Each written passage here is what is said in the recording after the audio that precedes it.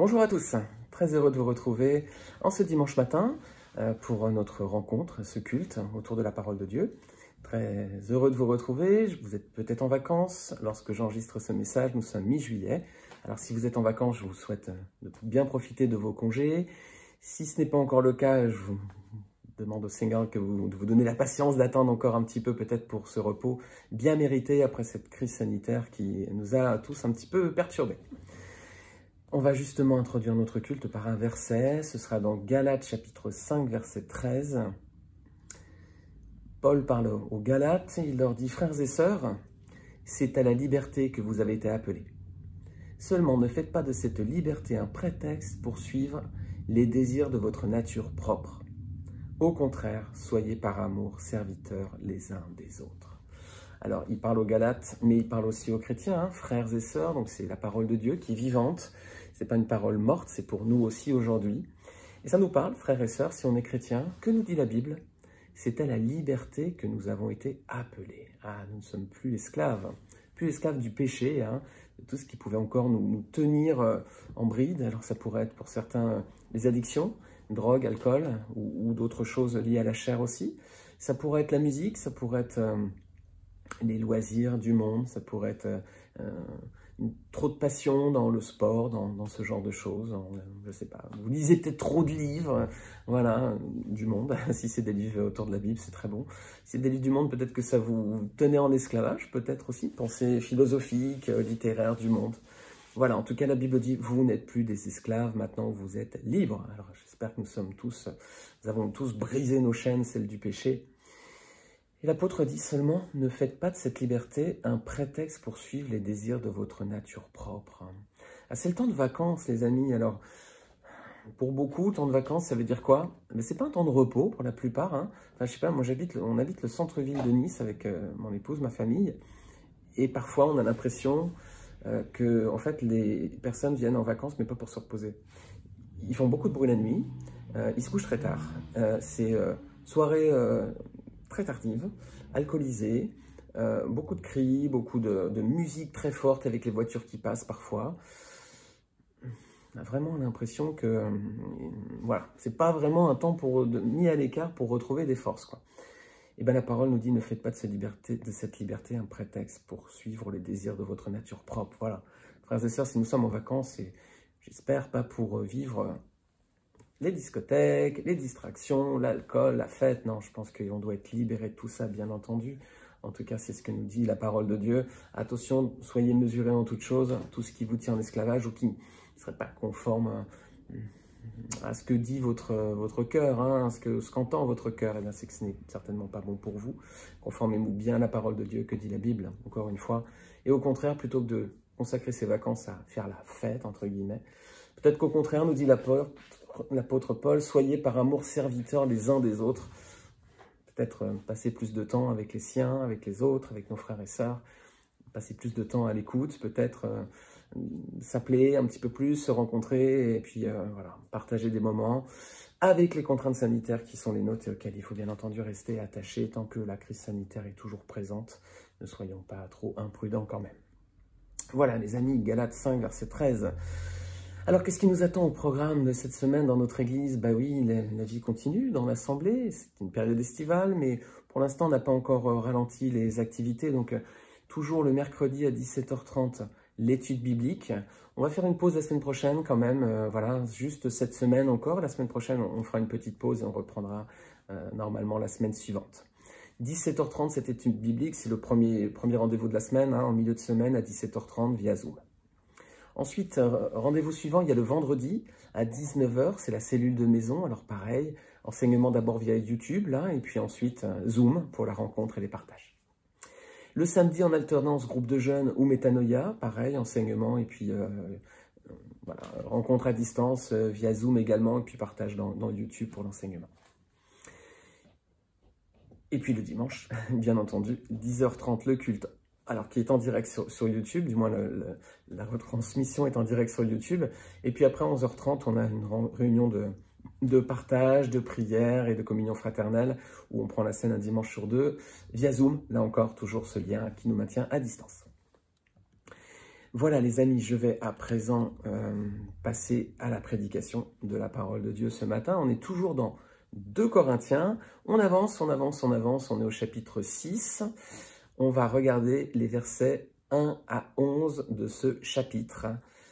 Alors, ça va être pour nous l'occasion de retrouver encore ces passages ces missives de Paul aux Corinthiens. Il a beaucoup de choses à leur dire et il nous parle aussi à travers eux, bien entendu.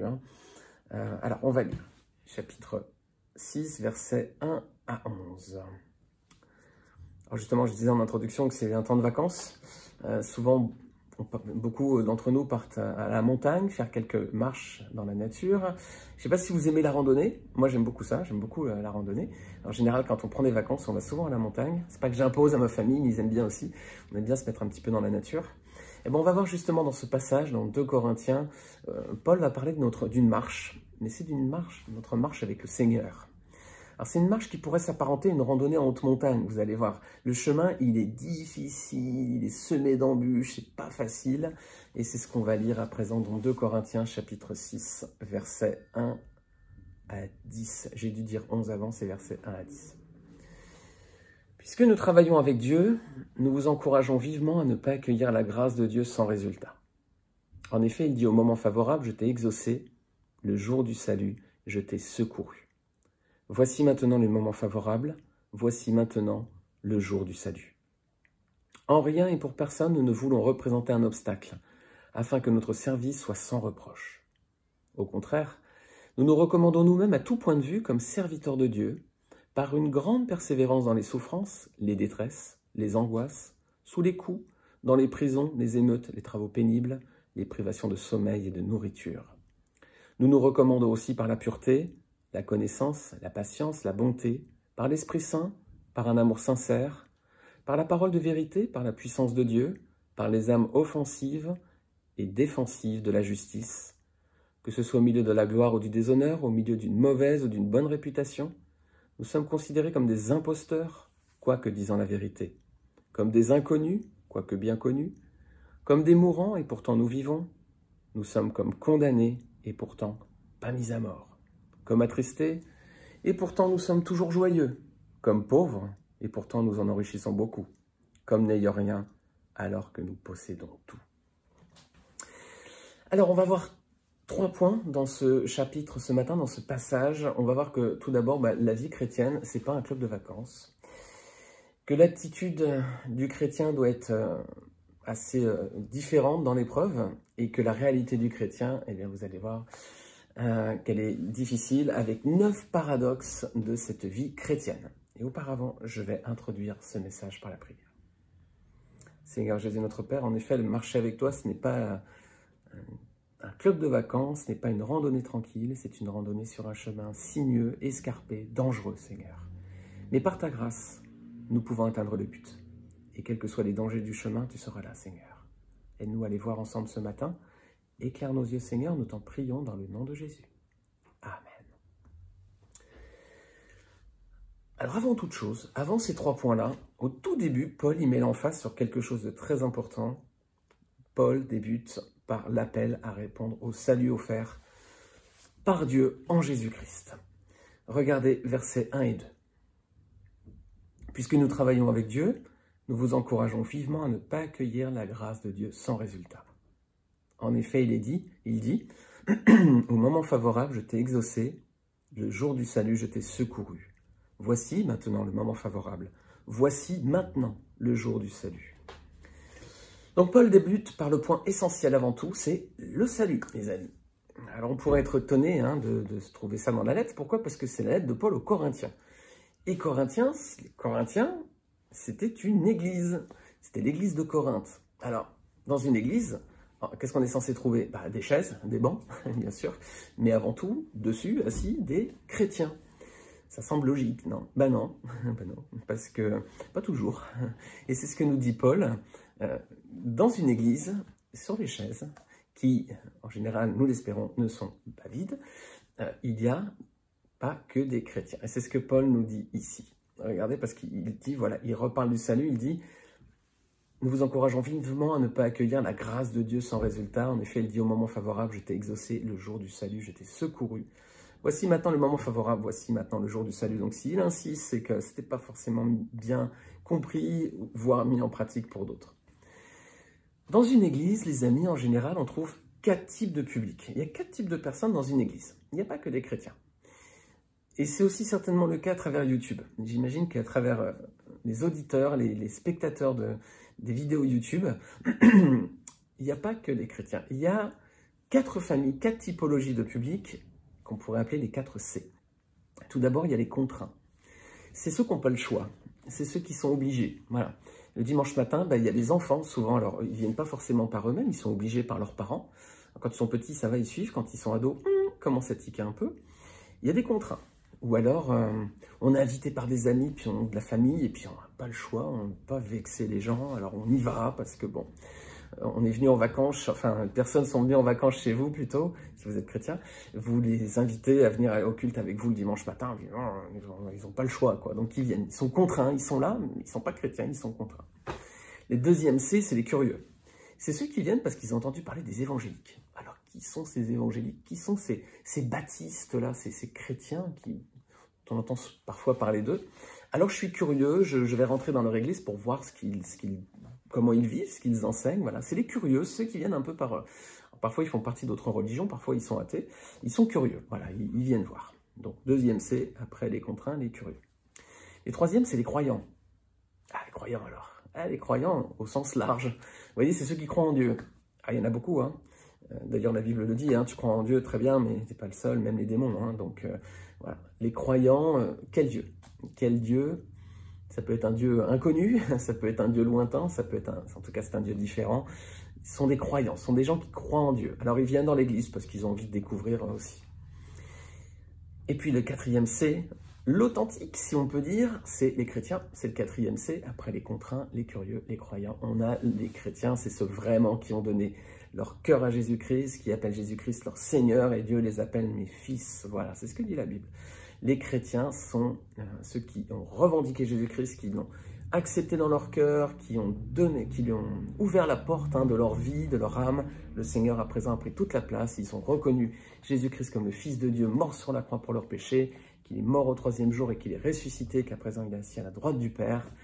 Ceux qui ont fait ce pas sont considérés à présent comme les chrétiens, et donc ceux qui appartiennent à Christ et qui sont donc appelés fils de Dieu. Voilà, donc il y a 4 catégories dans les églises, les contraints, les curieux, les croyants et les chrétiens. Et donc à Corinthe aussi, visiblement, il n'y avait pas que des chrétiens, il y avait aussi des 3 autres catégories, parce que Paul met l'emphase sur ce point. Alors ma prière et le souhait de Paul aussi, bien entendu, c'est que vous fassiez partie de la 4e catégorie, et j'espère que si ce n'est pas votre cas, que d'ici la fin de ce message, vous prendrez cette décision essentielle pour votre vie, et je vais y venir un petit peu plus tard.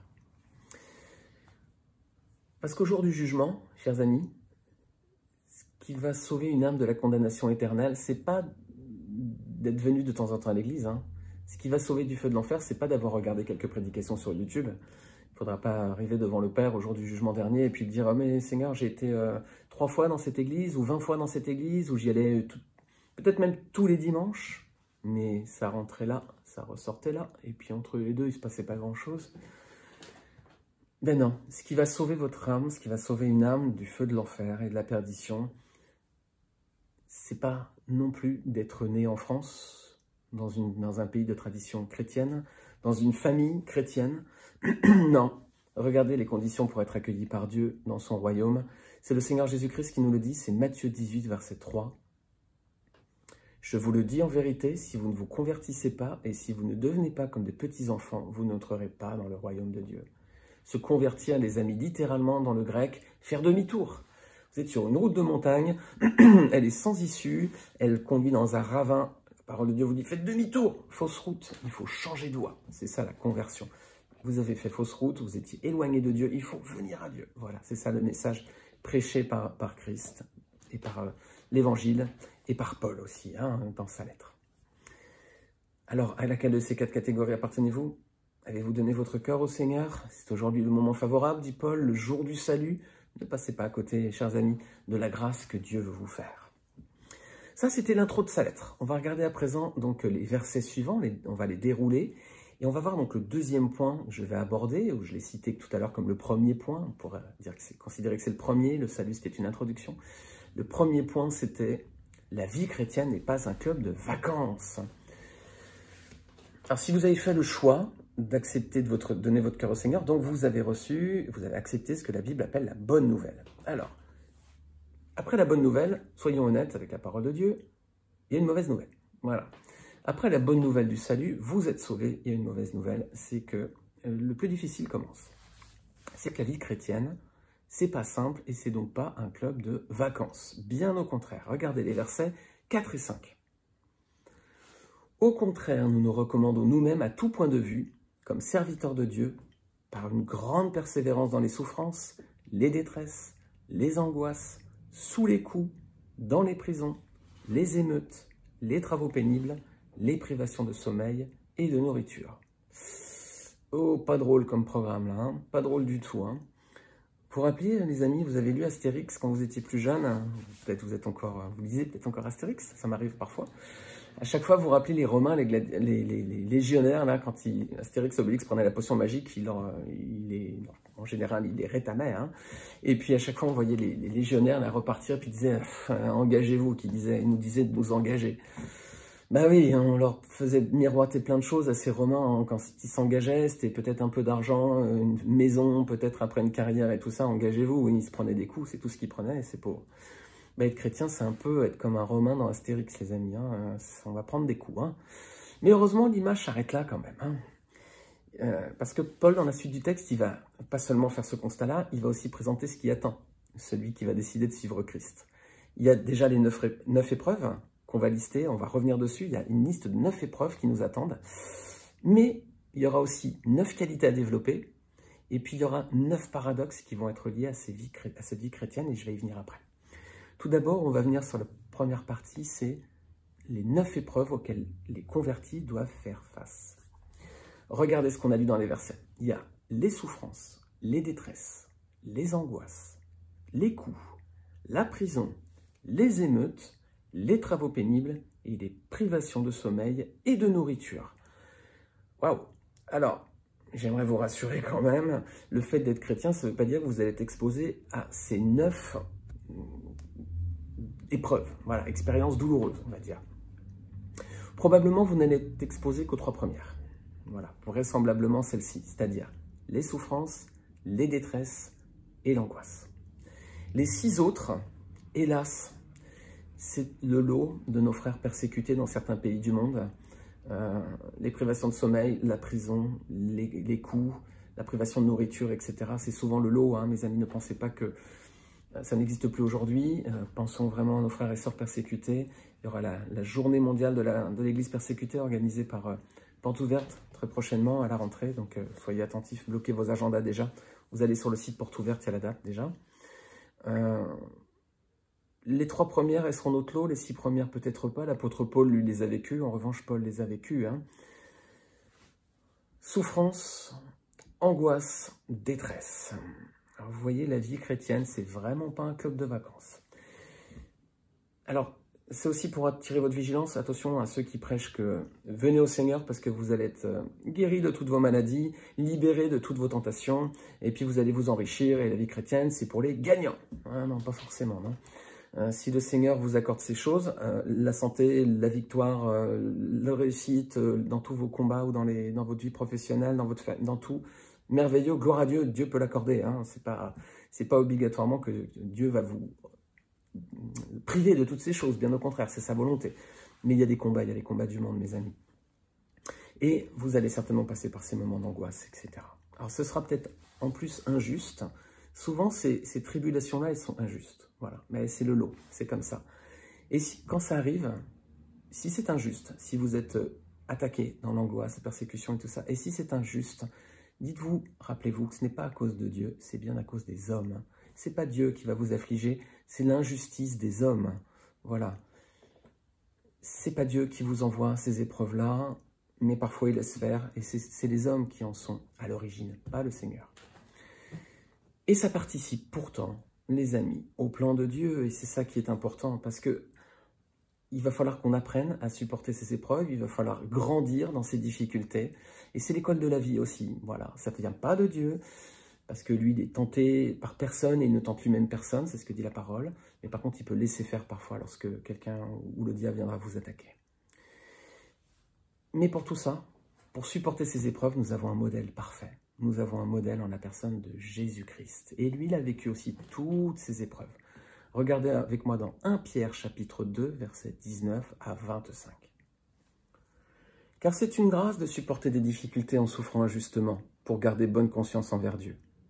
En effet, quelle gloire y a-t-il à endurer de mauvais traitements si vous commettez des fautes? Mais si vous endurez la souffrance parce que vous faites ce qui est bien, c'est une grâce aux yeux de Dieu. De fait, c'est à cela que vous avez été appelés, parce que Dieu aussi a souffert pour nous, vous laissant un exemple afin que vous suiviez ses traces. Lui qui n'a pas de commis de péché dans la bouche duquel on n'a pas trouvé de tromperie. Lui qui insultait, ne rendait pas l'insulte. Maltraité, ne faisait pas de menaces, mais s'en remettait à celui qui juge justement. Lui qui a lui-même porté nos péchés dans son corps à la croix, afin que, libérés du péché, nous vivions pour la justice. C'est par ces blessures que vous avez été guéris. Vous étiez en effet comme des brebis égarées, mais maintenant, vous êtes retournés vers le berger et le protecteur de vos âmes. Alors, pour terminer sur cette première partie, la vie chrétienne, c'est vraiment pas un chemin tranquille, les amis, c'est pas le chemin de montagne facile, c'est un chemin semé d'embûches, il n'est pas exempt de souffrance, bien au contraire, mais ces épreuves servent à façonner notre caractère afin d'être en tout point conforme à notre Seigneur et Sauveur Jésus-Christ. Et bien justement, on va regarder dans le deuxième point, quelles sont ces qualités que nous devons avoir. Et ce sont les 2 versets suivants de la lettre de Paul, versets 6 et 7. Nous nous recommandons aussi par la pureté, la connaissance, la patience, la bonté, par l'Esprit Saint, par un amour sincère, par la parole de vérité, par la puissance de Dieu, par les âmes offensives et défensives de la justice. Alors mes amis, voici une liste maintenant de 9 qualités. Après les 9 épreuves, maintenant il y a 9 qualités à cultiver. On voit bien l'équilibre de la parole, vous voyez, 9 épreuves, 9 qualités, et on va voir encore ensuite un 3e point qui sera équilibré de la même façon. Les 9 qualités. La première, c'est la pureté. Alors la pureté, je regardais l'étymologie, le sens du mot dans le grec, c'est le sens de chasteté, se garder des souillures. Alors vous prenez bien conscience du sens du mot chasteté dans le monde, c'est se garder de la nudité, ce genre de choses, de l'immoralité. Ici, l'idée, c'est bien de se garder des souillures, en effet, d'avoir une vie droite. Voilà, c'est l'idée aussi de ce mot, une vie chaste, pure, et aussi d'une vie droite. Vous savez, qui ne part pas à droite et à gauche, voilà, on va tout droit, on ne s'éloigne pas un peu, et puis on revient, et puis on repart un peu. Non, quand on marche avec le Seigneur, on marche sur une voie qui est droite, il ne faut surtout pas s'en écarter. La deuxième qualité, c'est la connaissance, et le mot grec, c'est gnosis, la gnose. Vous savez, dans la Bible, il y a cette notion-là aussi, c'était un peu des tendances religieuses, philosophiques de l'époque des Grecs aussi. Alors, dans le sens ici de connaissance, le mot veut dire, en fait, c'est savoir ce qui est bon ou pas pour nous chrétiens. Voilà. Il faut qu'on ait la connaissance, il faut qu'on sache, si on veut garder une âme chaste et pure, il faut qu'on sache aussi qu'on ait la connaissance du bien et du mal, parce que sinon, ça nous arrive des fois, on dit, j'ai fait le mal, mais je ne savais pas, comme les enfants souvent, ils ne savaient pas qu'ils étaient en train de faire une bêtise. Et ça nous arrive aussi parfois. C'est pour ça que c'est important de bien lire sa Bible, de bien être quotidiennement dans la parole de Dieu, de bien se laisser à l'écoute, de se placer à l'écoute des Écritures, parce que c'est la Bible qui va nous dire ce qui est bien ou ce qui n'est pas bien. C'est pas le monde. Parce que le monde, il y a des tendances. Aujourd'hui, ce qui est bien, c'était pas bien autrefois. Aujourd'hui, il y a des revendications qui ne sont pas celles d'hier. Et on revient aussi à des pratiques de l'Antiquité. Il y a des choses qui reviennent. Voilà, donc le monde, si vous regardez, il y a des modes, clairement par époque. Le monde, ce qui est bien et mal, ça dépend. Ce qui est bien aujourd'hui, ce n'était pas bien avant-hier. Je vous partage, je suis en train de relire L'île mystérieuse de Jules Verne. Il y a un des 5 personnages qui est naufragé sur cette île qui s'appelle Nabucodonosor, mais il est résumé en Nab, c'est son appellation. C'est un esclave, et en fait, il est appelé nègre du début à la fin, et il y a des choses qui sont écrites sur lui en disant son maître, etc., en parlant d'un autre homme. Aujourd'hui, ça nous choque, évidemment, bien sûr, et c'est légitime que ça nous choque, et on doit être choqué par ça. Mais il faut savoir qu'il y a un siècle et demi, en 1850, il y avait eu la fin de l'esclavage, mais c'était vraiment la fin quand Verne écrit, et voilà, les mœurs étaient différentes, quoi. Donc, il ne faut pas aujourd'hui considérer que Jules Verne est un écrivain raciste. Le contexte est différent, l'époque est différente, et donc aujourd'hui, bien sûr, à nos yeux, c'est choquant et c'est légitime.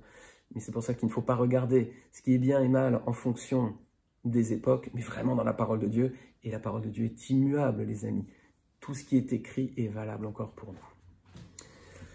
La connaissance après la pureté, à présent, la patience. Ah, ne pas rendre coup pour coup. Le Seigneur a dit, si on vous frappe sur la joue droite, tendez l'autre joue. Oui, c'est dur ça.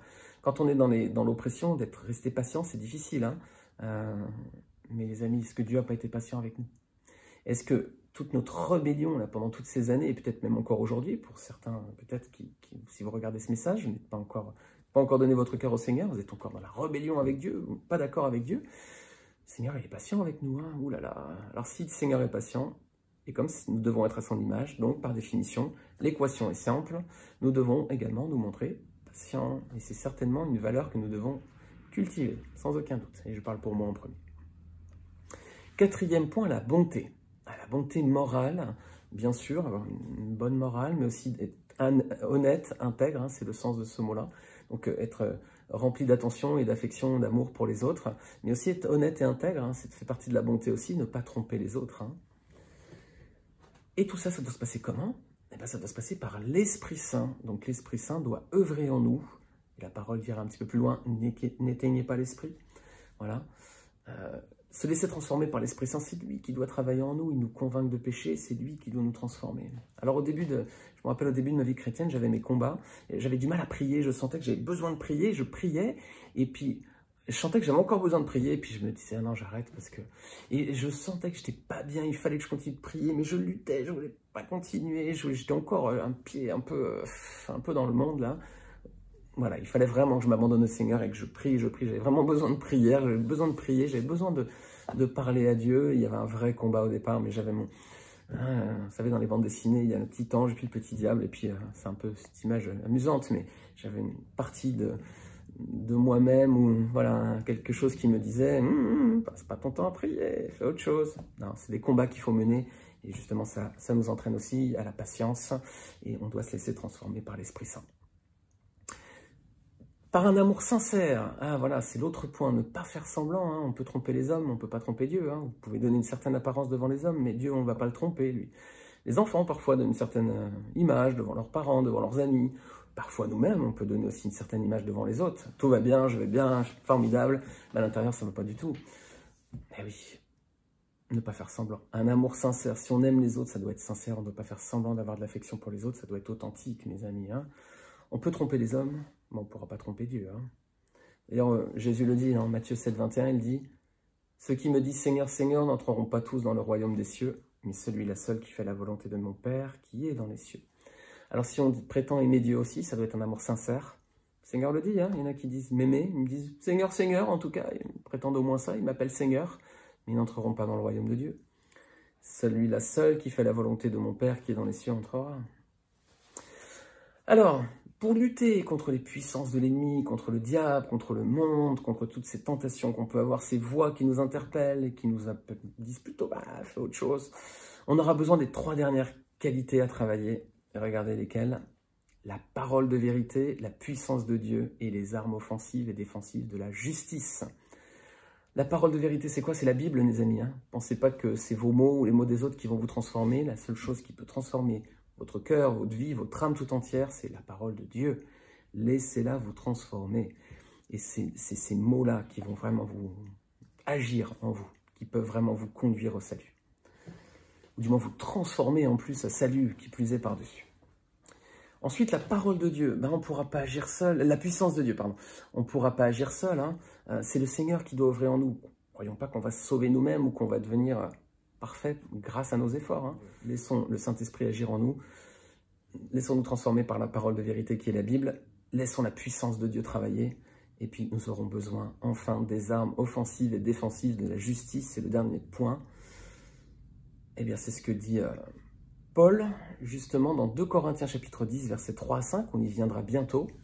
Il leur dit « Si en effet nous vivons dans la réalité humaine, nous ne combattons pas de façon purement humaine.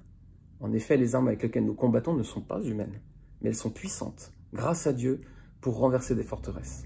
Nous renversons les raisonnements de tout obstacle qui s'élève avec orgueil contre la connaissance de Dieu, et nous faisons toute pensée prisonnière pour qu'elle obéisse à Christ. » Alors mes amis, on a des armes, on n'est pas dépourvus. on a au moins 3 armes tellement efficaces. La parole de Dieu, la prédication de la croix, la prière. Voilà les 3 armes que nous avons. La parole de Dieu hein, pour nous exhorter déjà nous-mêmes. La prédication de la croix, c'est pour justement s'opposer à nos ennemis, pour leur faire comprendre hein, qu'ils sont dans l'erreur. Et puis la prière, voilà le soutien que Dieu nous laisse aussi. Hein. Vous pourrez regarder aussi Éphésiens, chapitre 6, verset 11-18. Vous avez l'attirail, un peu comme ce combattant romain. Tout à l'heure, j'évoquais Astérix Obélix. La cuirasse, l'épée, le bouclier. Vous pouvez compléter cette lecture aussi avec Éphésiens, chapitre 6, versets 11 à 18. Alors, on va venir au 3e et dernier point. Après avoir présenté donc au début de la lettre, rappelez-vous, hein, c'est l'importance du salut à ces chrétiens de Corinthe, parce que certains d'entre eux n'avaient peut-être que le titre. Paul a ensuite présenté, pour ceux qui viennent au salut, les 9 types d'épreuves qui seront à supporter. Peut-être qu'on n'en supportera que 3, mais il y a des épreuves, elles étaient au nombre de 9 dans la liste. Ensuite, on a vu 9 qualités qu'on devait cultiver en tant que chrétien, et là, ça ne se résume pas à 3, on doit les cultiver toutes pour être vraiment à l'image du Seigneur. Et bien à présent, Paul va présenter la réalité de la vie chrétienne, et il va leur montrer 9 paradoxes de la marche avec Christ. Quand on marche avec le Seigneur, il y a 9 paradoxes. Alors, on va voir que c'est un peu étonnant. Versets 8 à 10. Que ce soit au milieu de la gloire ou du déshonneur, au milieu d'une mauvaise ou d'une bonne réputation, nous sommes considérés comme des imposteurs, quoique disant la vérité, comme des inconnus, quoique bien connus, comme des mourants, et pourtant nous vivons. Nous sommes comme condamnés, et pourtant pas mis à mort. Comme attristés, et pourtant nous sommes joyeux. Comme pauvres, et pourtant nous en enrichissons beaucoup. Comme n'ayant rien, alors que nous possédons tout. Ah, voilà les amis, ouh là là, on va détailler tout ça. Hein. Tout d'abord, il y a un contexte. Il y a un contexte. On peut être dans une situation différente. On peut être au milieu de la gloire ou du déshonneur, au milieu d'une mauvaise ou d'une bonne réputation. C'est le début de ce passage. Hein. Alors, quelle est notre situation aujourd'hui? Est-ce qu'on est au milieu de la gloire? Est-ce qu'on est considéré, reconnu? On a une situation, ou du moins, même sans forcément être en haut du sommet là, de la pyramide, on peut être considéré, on peut avoir une bonne réputation. Ou alors, est-ce qu'on peut être dans le déshonneur parce qu'on est bafoué, on a une mauvaise réputation, on s'est attaqué à nous, et voilà, on a une mauvaise image à présent. C'est souvent, selon cette dernière image que le monde nous voit, hein, bien sûr, c'est pas réservé au pays de la persécution. Hein. Vous savez très bien comme moi que si vous êtes chrétien, c'est valable dans nos pays aussi où la société a massivement rejeté Dieu. Hein. Il y a certains pays du monde, c'est progressif, on le voit de plus en plus aux États-Unis, etc. Mais des pays comme la France, l'Angleterre sont des pays, l'Espagne aussi sont des pays qui depuis quelques décennies ont globalement vraiment rejeté Dieu depuis une 40aine d'années. Alors, c'est la raison pour laquelle aujourd'hui, quand on est chrétien, justement, je relisais Jules Verne, ce serait une des contradictions, c'est qu'il y a beaucoup de mentions à la parole de Dieu, il y a beaucoup de petits clins d'œil, je trouve. Il cite la Bible parfois, ce nom Nabuchodonosor non plus n'est pas donné au hasard. En plus, il y a l'un des premiers dimanches, le premier dimanche où ils sont accostés sur l'île, c'est le dimanche de Pâques, et Jules Verne dit... ils n'ont pas travaillé ce jour-là parce qu'ils voulaient se rappeler ce qu'avait fait le Très-Haut pour eux. Donc, j'ai trouvé qu'il y a des raccords quand même. Bien sûr, le contexte, il y a 150 ans, l'esclavage, il y avait un regard un peu différent sur celui-ci. Heureusement, les choses ont évolué, mais voilà, il y a des contextes qui évoluent, des époques qui changent. Et dans le monde d'aujourd'hui, en 2020, les amis, on n'est plus en 1850. En 1850, un auteur très connu pouvait légitimement parler de la parole de Dieu. Et Jules Verne, dernier petit regard avec lui, Jules Verne, ses ouvrages sont assez scientifiques parce qu'en fait, il avait des commandes de la part de ses éditeurs. Il voulait que les enfants soient instruits dans les sciences. C'est pour ça que les récits de Jules Verne sont des récits souvent pour les jeunes, mais il y a beaucoup de mentions de physique et de mathématiques. Et je ne suis ni accro à la physique ni aux mathématiques, mais je trouve que ses écrits sont vraiment intéressants. On voyage beaucoup, moi j'accroche en tout cas. Et en tout cas, il y a beaucoup de mentions à la parole de Dieu, quoi. Alors, c'est pas le salut qui est clair, mais on sentait qu'à l'époque, personne l'a censuré parce qu'il évoquait la Bible et qu'il parlait de Dieu. Hein. Non. Aujourd'hui, c'est compliqué. Hein. Si vous partagez votre foi et si vous voulez rédiger un livre grand public, mais que vous parlez du Seigneur, vous allez être rejeté par les maisons d'édition. Hein. Ça, c'est quasiment sûr. Et même si au travail, vous voulez parler de Dieu, on va vous dire « Ouh là là, la machine à café, pas de prosélytisme », voire on va vous mettre un carton jaune en disant « Attention, tu n'as pas le droit sur ton lieu de travail ». C'est pareil à l'école, c'est pareil dans tous ces endroits-là. Donc souvent, on est considéré comment, mes amis? Comme des imposteurs. C'est ce que dit ce verset, quoique disant la vérité. Eh oui, on n'est pas accueillis à bras ouverts quand on prêche l'évangile, hein. Non, non, non. On est accueillis comment? Comme des inconnus, nous dit le texte, quoiqu'on est bien connus. Oui, souvent, le fait de parler de sa foi, on va nous tourner le dos. Vous allez perdre certains de vos amis, de votre famille, peut-être. On va vous considérer comme des inconnus. Je ne veux plus rien avoir à faire avec lui. Il est chrétien, il me parle de la Bible, je ne veux pas en entendre parler, quoi. Eh oui, vous êtes connus et pourtant on vous considère comme des inconnus. Ces personnes-là, vous préférez quand vous faisiez la fête avec eux, hein, d'aller boire un verre le soir, d'aller faire plein de bêtises après. Ah là, vous étiez leurs amis, mais aujourd'hui, vous avez pris conscience qu'ils sont sur le chemin de la perdition, qu'ils vont tout droit passer l'éternité loin du Seigneur, dans un endroit de souffrance. Et vous avez compris le plan de Dieu, et vous avez accepté ce plan-là. Vous voulez les sauver aussi, votre amour déborde maintenant, et vous voulez qu'ils soient sauvés également, ces membres de votre famille ou de vos amis. Et eux ne veulent pas. Ils vous considèrent comme des inconnus, alors que vous êtes connus, et pourtant c'est par amour pour eux que vous faites ça. On vous considérera comme des mourants, et pourtant nous vivons, dit l'apôtre, hein. Nous sommes comme condamnés, pourtant pas mis à mort. Eh oui. Alors ça, c'est plutôt pour les chrétiens persécutés, hein, c'est ce que je viens de dire tout à l'heure. On est considérés comme mourants et pourtant nous vivons, comme condamnés, pourtant pas mis à mort. Mais qui sait, mes amis, si un jour dans nos pays, cela n'arrivera pas aussi. Continuons de prier pour que nous puissions annoncer l'évangile tranquillement, librement, sans crainte. Ensuite, on sera comme attristés, pourtant nous sommes toujours joyeux. Oh, c'est pas simple ce passage qu'on a vu tout à l'heure, les 9 épreuves, tout ce qu'on doit vivre, etc. Rester toujours joyeux, c'est pas facile, hein. La liste des épreuves est longue, longue, longue, longue, tout autant que la liste des choses auxquelles on doit renoncer, hein. C'est long, c'est dur tout ça. Et pourtant, dans l'épreuve et la privation, on doit être comment, nous dit l'apôtre Paul? Toujours joyeux, les amis, toujours le sourire. Waouh, pas facile, hein. Comme pauvres, et pourtant nous en enrichissons beaucoup. Ah oui, eh oui, parfois, comme pauvres, hein, parce que parfois venir au Seigneur, ça va vous priver d'un certain rang social, d'une carrière peut-être, d'une vie prospère matériellement. J'ai déjà évoqué cet exemple d'un ami qui est vraiment un frère dans la foi, qui était trader, qui a tout abandonné, qui avait une belle carrière devant lui, il est brillant, il l'est toujours, hein, il ne l'était pas seulement à l'époque, il l'est encore aujourd'hui. Il a tout abandonné le jour où il s'est converti au Seigneur. Et il est rentré dans le ministère et aujourd'hui il est consacré au ministère à 100%, il fait un travail remarquable.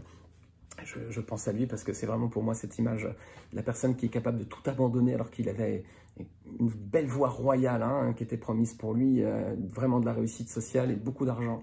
Il a abandonné tout ça pour vivre dans la simplicité de l'évangile, mais il est vraiment pour le Seigneur, il a un cœur incroyable, malgré la difficulté du ministère. Alors, est-ce qu'on a fait ce choix aussi? Est-ce que lui a fait le bon choix? Aux yeux des hommes, il n'a pas fait le bon choix, hein, clairement non. Hein. Il est passé de là à là, et boum. Mais aux yeux de Dieu, est-ce qu'il a fait le bon choix? C'est là, c'est ce qui compte. Dans l'éternité, c'est ce qui va compter. Aux portes de l'éternité, lorsqu'on va arriver devant le Seigneur, il va dire, alors toi, tu étais là, et tu as choisi d'être là. Parce que tu as voulu suivre mon fils. Tu as voulu être à son image. Ok. Et bien maintenant, je vais te remonter. Par contre, celui qui était là et qui regardait en bas en disant, non, non, non, non, non, je ne suis pas prêt à en payer le prix. Vous avez bien compris qu'aux portes de l'éternité, le Seigneur dirait, toi, maintenant, ta place, c'est là, quoi. À votre avis, cet ami a-t-il fait le bon choix? Avez-vous fait le bon choix, mes amis? Voilà. Eh bien, regardez le dernier verset, on va voir la réponse. Il est dit, comme n'ayant rien, alors que nous possédons tout. Oui, pas besoin, les amis, d'avoir la plus grande maison, la plus grande voiture, les plus beaux habits, les vacances aux Caraïbes, la carte Platinum. Voilà, c'est-à-dire sans limite, presque. Hein. Ce qui compte, c'est pas ce qui est visible, les amis, c'est ce qui est invisible. C'est ce qu'on ne voit pas, c'est ce qu'on ne voit pas encore, du moins. Même si de la Bible nous fait déjà des promesses et on voit déjà beaucoup de choses, mais on ne les voit pas encore de nos yeux. On les attend, ça s'appelle la foi, nous dira la lettre aux Hébreux. Ce qui est le plus important, c'est ce qui est invisible, sans éclat, comme le Seigneur. Il est venu, nous dit Ésaïe, sans éclat, rien pour attirer les regards. Voilà. Et pourtant, il était bien consacré à Dieu, non? Alors, quelle est la meilleure part, les amis? Ce qui est visible ou invisible, vous l'avez compris, c'est pas forcément ce qui brille. Non, c'est ce qui n'a pas d'éclat, mais c'est ce que le Seigneur, lui, voit. Alors, est-ce qu'on est prêts, nous aussi, à franchir ce pas, afin de suivre celui qui a tout donné sur la croix pour nous? Est-ce qu'on est prêt à franchir ce pas, quoi qu'il en coûte? Voilà, je ne reviens pas dessus, mais j'ai dit des listes assez longues. Hein. Il y aura des sacrifices. Est-ce qu'on a fait ce choix? Est-ce que vous êtes prêts à le faire? Il faut se poser la question, c'est peut-être le temps de vacances, le moment pour le faire. Alors, je vais résumer, je vais conclure pour revenir sur le plan du message, donc à travers ce passage, hein, 2 Corinthiens, chapitre 6, versets 1 à 10, on a vu 4 parties, mais surtout 3.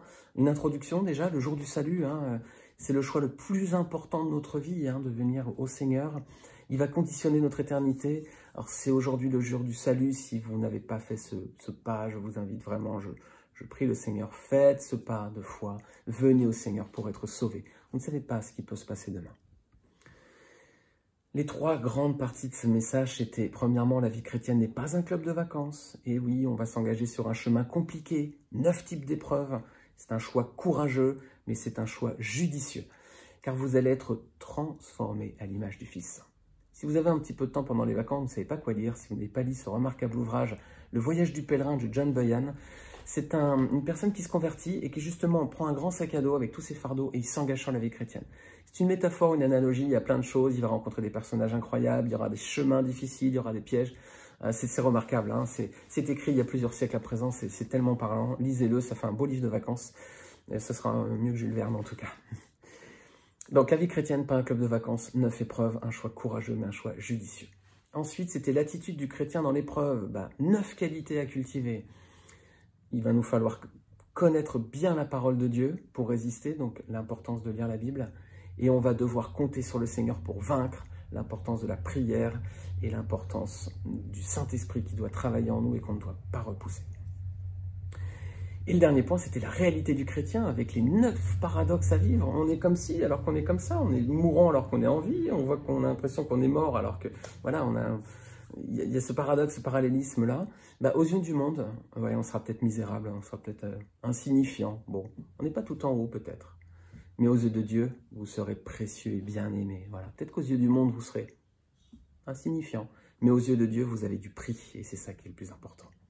Alors j'espère, mes amis, encore une fois, que vous avez fait le bon choix. Si vous êtes déjà au Seigneur, j'espère que ces versets, cette lettre aux Corinthiens vous encourage, vous édifie, vous exhorte pour bien vivre la foi à ce Seigneur. Voilà, c'est à bien insister dans la patience, dans la joie, malgré les difficultés. Que Dieu nous aide en toutes choses, afin qu'en toutes choses, il soit béni dans nos vies, les amis. Je vous souhaite encore de bonnes vacances, je vous dis à très vite.